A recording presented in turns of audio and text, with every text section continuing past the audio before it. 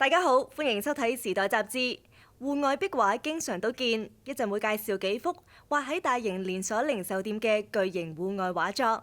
依家首先講下 NFT 數碼產品。你可唔可以接受一個創作或者係一個藝術品，例如一個視頻或者係一幅畫，通過掃描或攝錄轉換成一個電子檔案，成為一種叫做 NFT 嘅作品買賣出售呢？聽落去好似有啲唔實在。依家潮流好興呢一種嘅交易，佢有唔少嘅好處。李詠如報導。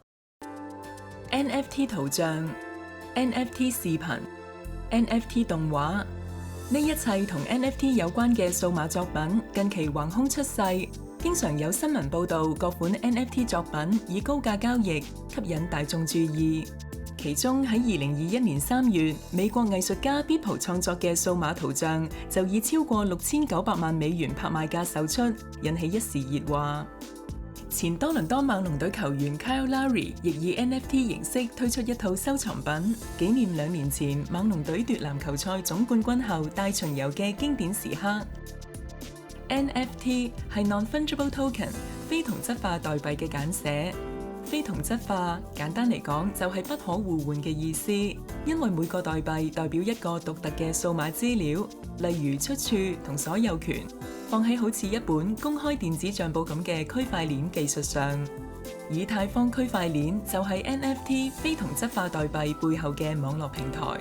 常見嘅 NFT 作品包括有數碼圖像、畫作、影音、短片、遊戲及動畫等等。The certificate of authenticity actually has a role in the history of art.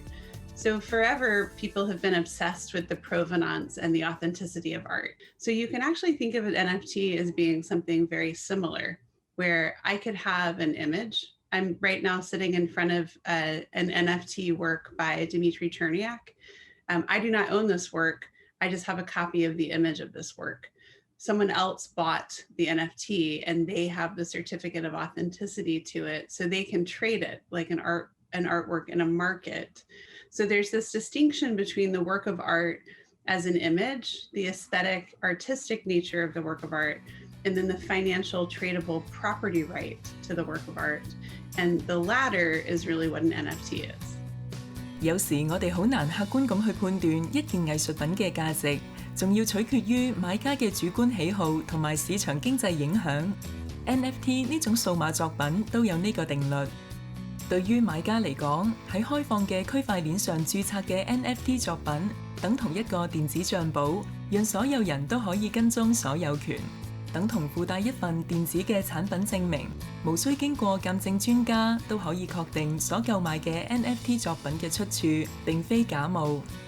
而對於製作人嚟講， NFT 作品嘅另一個特點就能夠保障佢哋每售出一件作品後嘅長久收益。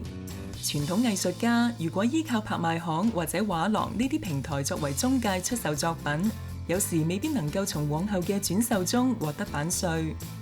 但係通過 NFT 製作中嘅一項預設智能合約，從一開始就寫好交易條件，喺往後轉售程序中，版稅就會被自動交付俾 NFT 原創者。My interest is in NFTs as a way for artists to choose to participate in markets by retaining equity or retaining resale royalties, and also by using that ability to retain equity or resale royalties to collaborate and to share risk. Making work in a point A world, you're not going to a known point B world, you're inventing point B. So you're not engaged in production, you're engaged in discovery. And this is very hard for markets to comprehend because markets are based on known value and believing that price and value are equal. And if value is not yet known, because value is only known over time, you want to own shares in the work. You don't want to sell a work and get paid $100 only for the work to be worth $1 million 10 years later. You'd rather sell it for $90 and hold 10% equity in it and then have a $100,000 share of the increased price 10 years later. 話明係數碼作品，對於熱衷用畫筆同紙張作畫嘅藝術家，只要將畫作通過掃描或者攝錄轉換成一個電子檔案，呢份畫作都可以被製作成 NFT 作品出售。而對於動畫家做 Han 嚟講，佢不嬲用開電腦作畫，而家只需要做多一個 NFT 嘅製作工序，就可以上載至交易平台上展覽同被競投。除咗好似之前提到嘅版稅保障之外，亦慳返唔少實體展覽所需嘅場地費用。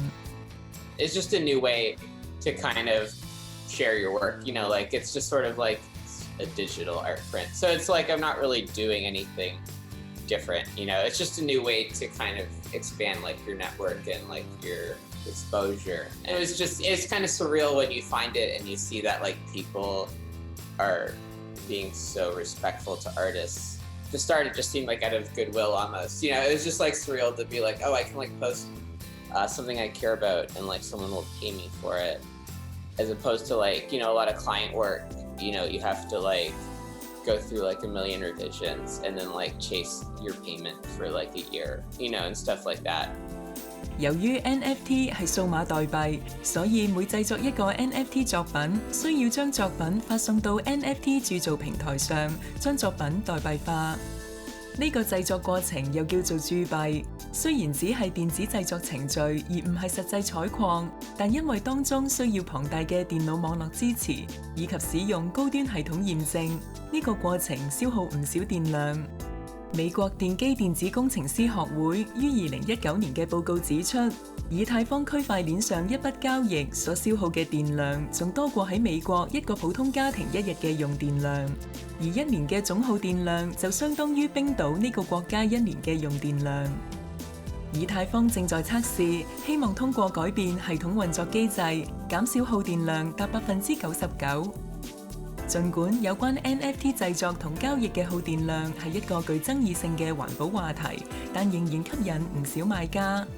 NFT 收藏家普遍認為 NFT 作品同實體作品同樣具欣賞或收藏價值，而且轉手記錄透明度高，又減省驗證程序，更可以避免好似實體作品所要面對嘅折舊問題。